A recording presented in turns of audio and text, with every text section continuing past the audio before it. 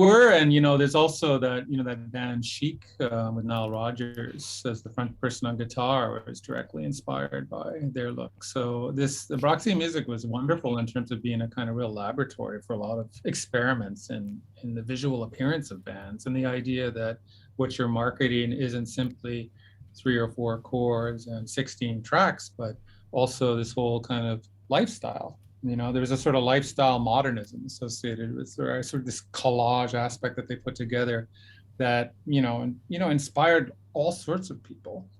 And the sound is a collage too. When you think about, I think when that band started out and as evinced by Bryan Ferry's solo stuff, it's like some Cole Porter, some of the blues, some Otis, Red, instead of sort of this combination of sound of Americana with some jazz influence. Plus, he loved and absorbed a lot of soundtracks from the 40s, things like Casablanca and that kind of sound. And then you had thrown into the mix this, Brian Eno kind of, who's a real peacock, in terms of stage persona and the sort of classic, the sort of colorful madness of what he was doing on those early synthesizers. And I think the two of them were really antipodal, and that was really productive for setting up a first album that you couldn't quite tell whether they were taking anything serious or whether it was all serious. It was very arch on a lot of levels. And so,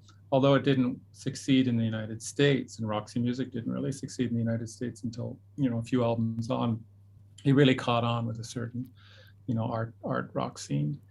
And but cultivating an entire look, that is, this Bryan Ferry really, on one hand, he embodied, he created a persona for himself over time, which he moved into and never really left. He sort of dissolved into this sort of silent silver screen, and so it's fair game for a lot of his devotees to actually assume that kind of look as well, I think.